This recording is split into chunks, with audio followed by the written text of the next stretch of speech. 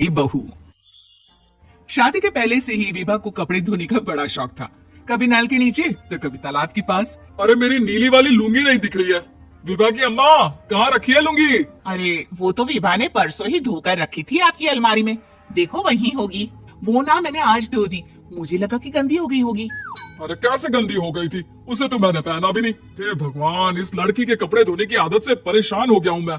जितना तो घर में राशन नहीं आता उससे कहीं ज्यादा डिटर्जेंट पाउडर का खर्चा है। इसकी शादी करवा दो, शादी जाए अपने घर में ही करे काम, फिर चाहे घर के कपड़े धोने हो या पूरे गांव की। हाँ ठीक बोल रही हो, देखता हूँ मैं कोई लड़का। वो दिन भी आ जाता है जब विभा को देखने लड़के वाले आ जाते हैं। लड़की मुझे अच्छी लगी। होने वाली सास कहती है, बेटी अगर कुछ पूछना है तो पूछ लो। वैसे तो हमारी लड़की बहुत ही शर्मिली है, जो बोल दो वो मान लेती है, इसे क्या पूछना होगा। अरे कैसी बात कर रही हो माँ, मुझे इन लोगों के घर रहना है, सवाल तो कई है। हाँ हाँ बेटा पूछ लो ना, क्या पूछना है। आप लोगों के घर कपड़े कौन धोता है? सास का मुंह बन जाता है।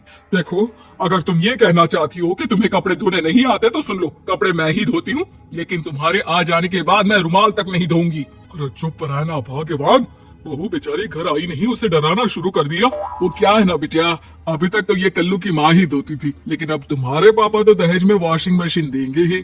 तभी विभा की माँ बोल पड़ती है, सवाल भी पूछा तो क्या, वैसे भाई साहब मशीन की तो फिर भी कपड़े धोने की कैपेसिटी होती है। मतलब जो बिटिया दे रहे हैं ना विभा, इसे कपड़े धोने का बहुत शौक है। ये आप लोगों के क्या आस पड़ोस गांव मोहल्ले सबके कपड़े धो दे और उफ तक ना करे। बाहर देखा नहीं आपने कितने कपड़े सूख रहे हैं? सब हमारी बिटिया ने ही तो धोए हैं। बस भी करो ना माँ, शर्म आ रही है इतनी तारीफ सुनकर। और तो और एक दाग निकाल कर दिखाओ तो मान जाऊं। हाँ अच्छा अच्छा, माफ करना बेटा, मैंने गलत समझा। हमें तो रिश्ता बहुत पसंद है। और ऐसे जड़ जाता है रिश्ता कपड़े धोने का शौक रखने वाली विभा का। उसकी शादी हो जाती है कोयला फैक्ट्री में काम करने वाले कल्लू के साथ। शादी के बाद अचानक विभा चिल्लाती हुई सास के पास आती है, सासू माँ, अरे सासू माँ कहाँ है आप? ये तो धोखा है, धोखा दिया आप लोगों ने मुझे। इस ससुर के चक्कर के बारे में पता चल गया। अरे तो उसमें तुझे क्यों धोखा मिला है? अरे नल में पानी नहीं आता, कपड़े कैसे कब धुलेंगे? अच्छा अच्छा, तू पानी नहीं आ रहा उसकी बात कर रही है। तो आपने क्या सोचा? कुछ नहीं। अच्छा तेरी माँ ने कहा था कि कपड़े धोने का शौक है, तुझे याद आया मुझे। शौक शौक बोलकर कपड़े धोने वाले मेरे जुनून को कम ना आके सासू माँ, कपड़ा धोना मेरा गुरूर है। तभी पति भी वहाँ आ जाता है। अभी अभी मैंने इसे सनी देओल की फिल्म दिखाई है, उसी के डायलॉग मार रही है माँ। अच्छा सुन, साफ साफ बता रही हूँ, पानी सुबह 4 से 6 और शाम को 10 से 12 आता है, समझी? विभा टाइमिंग सुनकर हैरान हो जाती है। ये क्या भूतों का मोहल्ला है?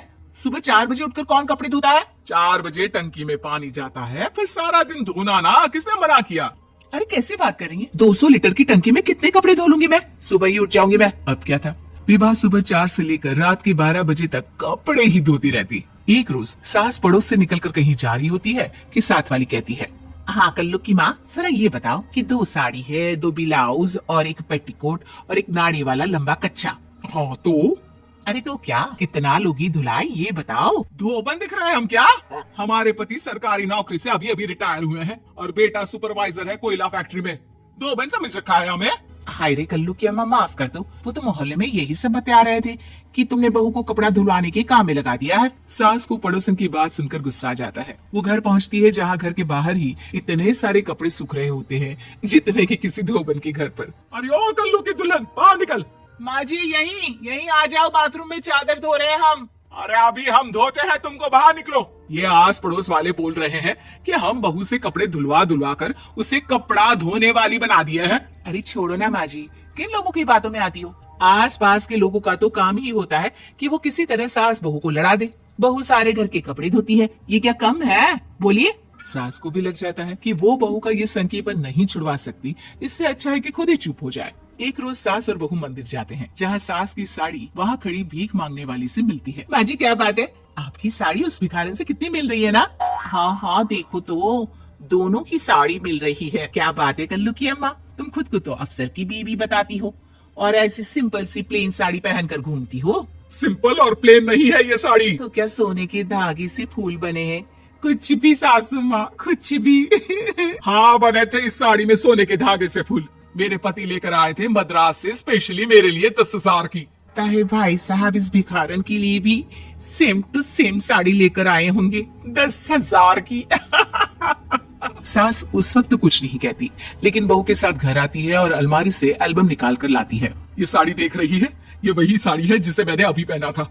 इस साड़ी में ये जो चमकदार फूल दिख रहे हैं ना, ये सोने के धागों से काढ़े गए हैं।